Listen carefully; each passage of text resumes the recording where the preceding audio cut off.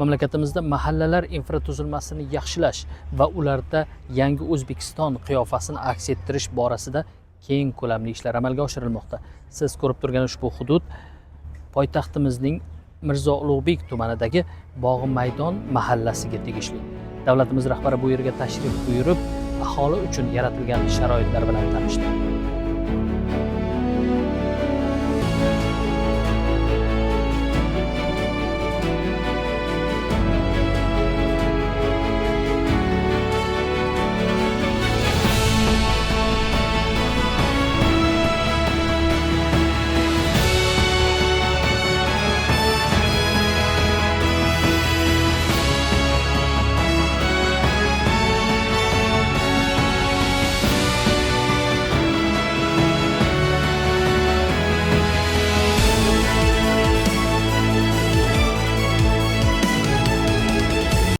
Qadimdan tarbiya maskani, maktabi kerak bo'lsa, odamlarni uyushtiradigan, ularni jipslashtiradigan, kerak bo'lsa mana shu birgalikda hashar qilib ko'p ishlarni qiladigan joy bu mahalla.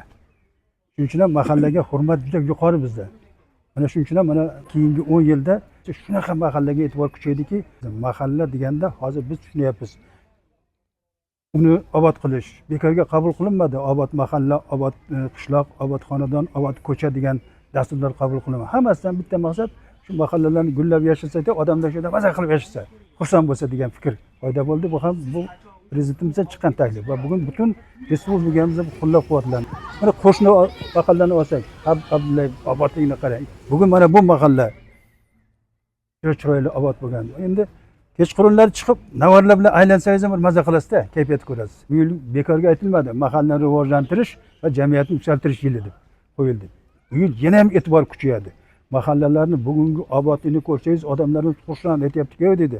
Ayrimlar aytadi, "Sen deydi, o'zing shahring bilan maqtanmagan deydi. Keldi bizni qishloqni ham ko'rgin deydi. Biz mahallarni ko'rgin deydi. Mahallaning obodligiga qara deydi." Haqiqatda ilgari mahallalar nima edi? Ko'chalari, tor ko'chalar, yozda to'proq, qishda loy bo'lib yotardi. Undan keyin uylar ham boshqacha edi. Mana bugun qarang, zamonaviy uylarni qurilishini qarang. Hammasi chiroyli bo'lib ketdi. Odamlarimiz haqiqatda rahmat qilib, boshqa qilib yashayaptiki, bunda muhtaram prezidentimizga rahmat deyaptilar. Sababi u kishi mana shu butun qurilishlarni hammasini boshida turibdilar. Shu kishini tashabbusi bilan bo'lyapti. Dunyodan keladigan mana sayyohlar, turistlar ko'rsin bizni mahallamizni. Bizning juda katta rolimiz yoshlar tarbiyasida. Qabul aka, mana mahallada biz nuroniylar yoshlarning tarbiyasiga e'tiborni kuchaytiryapmiz. Oldin o'zimizni eski qadriyatlarni tiklayapmiz.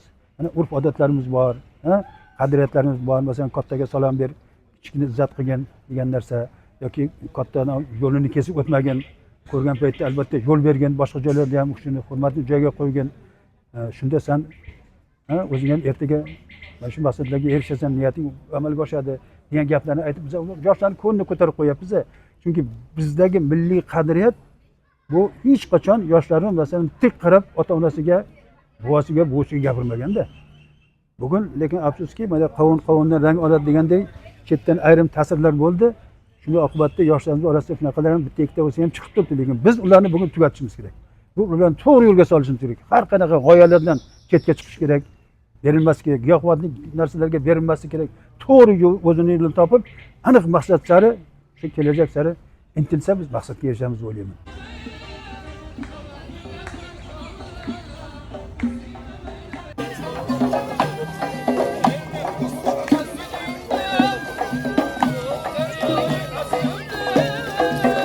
Mahallamizda 1990 ta xonadon bo'lib, shunda 5320 nafar aholi yashaydi. Hozirgi kunda obod mahalla dasturi bo'yicha mahallamizda keng ko'lamda ishlar olib borilmoqda. Ayniqsa Bog'i Maydon eko bog'ining yaratilishi fuqarolarimiz uchun ayni muddao bo'ldi. Davlatimiz rahbari tomonidan shu mahalla yettiligiga juda ko'p imkoniyatlar yaratib berilmoqda. Oddiy misol uchun o'zimizning yoshlar yetakchilar institutini joriy etilgani, misol uchun har bir yosh bilan ishlash samaradorligini yangi bosqichga olib chiqdi. Mahallamizda 1048 nafar yosh bo'lib, shundan 949 nafar yoshlar bandligi ta'minlangan va ta'lim muassasalarida tahsil olayotgan yoshlar hisoblanadi. Hozirgi kunda yoshlar murojaatlarini shu mahallaning o'zida mahalla yettiligimiz bilan hal etib kelmoqdamiz. Profilaktik inspektorlar bilan mahallamiz hokim yordamchilari hamkorligida yettiligimiz birgalikda shu ishsiz bo'lgan fuqarolar bandligini ta'minlash, yoshlarning bo'sh vaqtlarini mazmunli tashkil etish natijasida hozirgi kunda 2026-yil birinchi chorak yakunlariga ko'ra mahallamiz yoshlar jinoyatchiligi va ishsizlikdan xoli hududga aylandi.